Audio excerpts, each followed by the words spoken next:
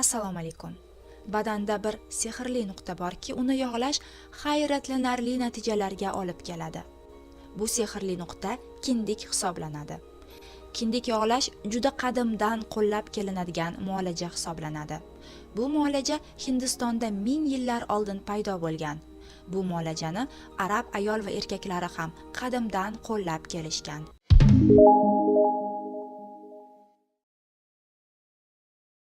Kindik badanni sehrli nuqtasi bo'lib, kindik yog'lashning bir qancha foydalari bor.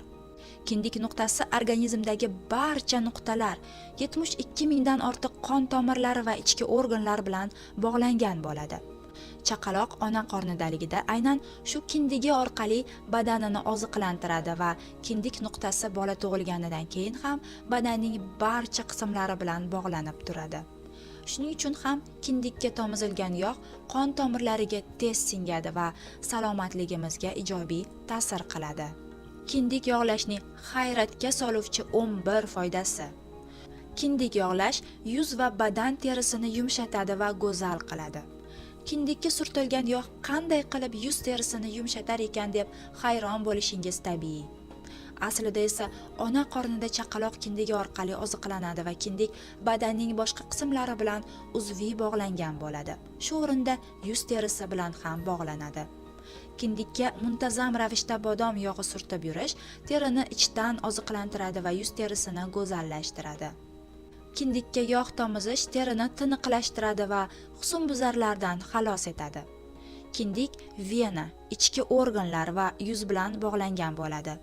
Shuning uchun kindikka surtilgan yog' to'g'ridan to'g'ri yuzga surtilgan yog'ga nisbatan yaxshiroq samara beradi. Yuzdagi husnbuzarlardan qutulish uchun kindikka nim yog'ini muntazam ravishda surting va tomizing. Kindik yog'lash qarishni sekinlashtiradi. Kindikka kastor yog'ini muntazam ravishda surtsangiz yoki tomizsangiz, yuzdagi ajinlar va ko'z tagidagi xaltachalar ancha kamayadi va teri yosharadi. Kindikka surtilgan kastor yog'i yuzga surtilgan kastor yog'idan ancha samaraliroq natija beradi. Bunga sabab kindikning ichki organlari va yuz bilan uzviy bog'liq ekanligidir. Kindikni yog'lash ko'z nurini tiklaydi. Kindikka kokos yog'i yoki kuydirib suzilgan sariyog' surtib yurish zararli ko'k nurlar sababidan pasaygan ko'z nurini yaxshilaydi va ko'zni himoya qiladi. Oy kunlarida og'riqni qoldiradi.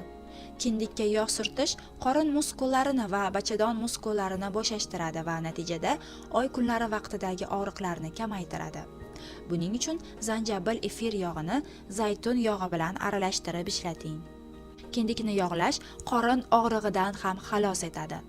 Ko'ngil aynashi, gastrit, qorin dam bo'lishi, hazmsizlik kabi holatlarda qorin og'risa, zanjabil efir yog'ini zaytun yog'i bilan aralashtirib kindikka surting va kindik sohasini yengil silab massaj qiling. Kindik yog'lash yana bola ko'rish xususiyatini oshiradi. Kindik qachonlardir sizni onangiz bilan bog'lab turgan va bu nuqta hosildorlikni oshiruvchi nuqtadir. Kindikka yog' tomizish qadimdan ayolning ham erkakning ham reproduktiv salomatligi uchun foydali hisoblanib kelingan. Buning uchun kokos yog'i yoki kuydirib suzilgan sariyog'dan foydalanish tavsiya qilinadi. Kindik yog'lash infeksiyalar bilan kurashadi. Kindik ichki organlar bilan uzviy bog'langani uchun kindik orqali ichki infeksiyalar, ya'ni bakteriya va zamburug'lar bilan ham kurashsa bo'ladi. Buning uchun choy daraxti yog'ini kokos yog'i yoki kuydirib suzilgan sariyog' bilan aralashtirib ishlating. Kindikka yog' tomizish energiya beradi. Doim ko'tarinki kayfiyat va energiyaga to'lib yurish uchun kindik sohasiga uzum yog'ini muntazam ravishda surtib yuring. Kindik yog'lash sochni o'stiradi. Kindik ichki organlar bilan uzviy bog'langan va kindikka surtilgan yog' metabolizmni yaxshilaydi va tezlashtiradi. Natijada soch ham yaxshiroq o'sadi. Buning uchun kastor yog'idan foydalanish tavsiya qilinadi. Kindikni yog'lash yana tirnoqdagi zamburug'larni ham yo'q qiladi. Tirnoqlardagi zamburug' bilan kurashish uchun kindik sohasiga kastor yog'i tomizing. Xulosa qilib aytganda, kindik nuqtasi badanning eng sehrli nuqtasi hisoblanadi. Kindikka ma'lum turdagi yog'larni tomizish orqali salomatligimizni yaxshilay olar ekanmiz. Bu usul g'ayritabiiy eshitilsa-da, aslida qadimiy, bezarar va mashhur usul hisoblangan. uni sinab ko'ring va tajribangiz bilan biz bilan ham bo'ling.